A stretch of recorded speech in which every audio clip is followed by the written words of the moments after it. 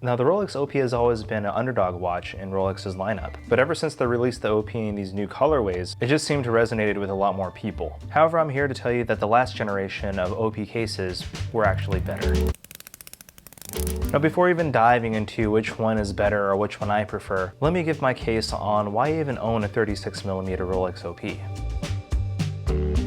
To me, the purest form of any watch is a three-hand watch, and the three-hand watch from Rolex, whenever I'm thinking of a three-hander, is a Rolex OP. Yes, they do have another three-hander watch like the Rolex Explorer, but when it comes down to purity of just a three-hander watch from Rolex, it's going to be the Oyster Perpetual. And the 36mm watch, to me, depending on your wrist size, if you have a very large and chunky wrist, yes, maybe the 36mm may seem a little dainty on your wrist, but for an average wrist, I mean, I have a 7.5-inch wrist here. And yes, if you're used to wearing bigger watches, let's say in the 40mm range and above, a 36mm watch may look a little dainty to you, but over time you'll grow to appreciate it. And especially with its comfort factor, you really can't go wrong with the 36mm size. So really the main reason why I purchased a 36mm watch was because at the time, this 36mm OP watch here is my first Rolex watch I ever purchased, and my intentions for this watch is to keep it for basically until the day I die. Thinking for a long-term wear, when I become an old man and I start to shrink and shrivel up, a 36mm watch wouldn't look too chunky on an old man's wrist. Also because of its comfort factor as well is a really big thing for me, and it's just a really lovely size to wear.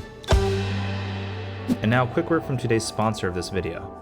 Now, I'm not sure if this was the case for all of you, but when I first started getting into watches, the watch world for me was a little bit intimidating. Scouring countless watch forums and Instagram pages, even now there seems to be a lot of negativity and elitism that goes on there. That is until I discovered WatchCrunch. They're a platform dedicated just for watches. The community over at WatchCrunch seems to really love all types of watches, whether it's your first ever watch that you picked up for $20 or grail pieces you hope to work towards one day. And this is all wrapped up in their super sleek interface that is super engaging and pretty addicting to use. The team over at WatchCrunch always seems to be tweaking their app, and they're doing a great job of adding new features to keep all of us engaged. Now, this is an app that I really wish came out when I was starting my watch journey, so if you never heard of WatchCrunch, come on and join the community. And while you're at it, come on and follow me on WatchCrunch as well, at Clicky Bezel. I'll see you there.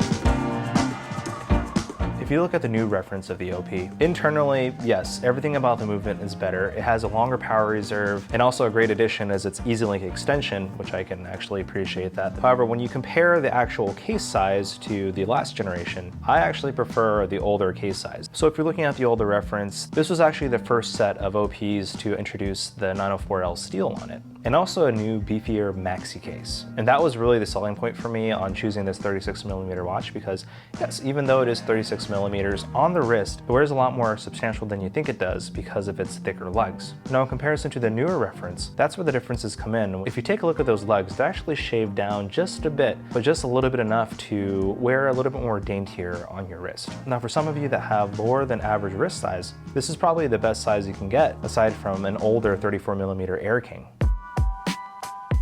If the case dimensions don't really mean much to you and you want the latest and greatest technology inside of the watch, the newer reference is going to be your best bet.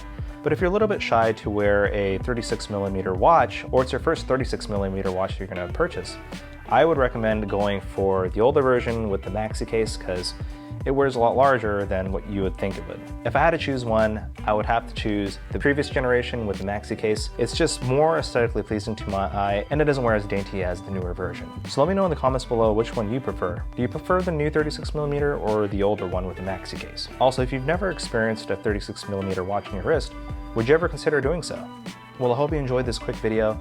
If you haven't already subscribed, please do consider subscribing. And this is Chris from Clicky Bezel, and we'll see you in the next one.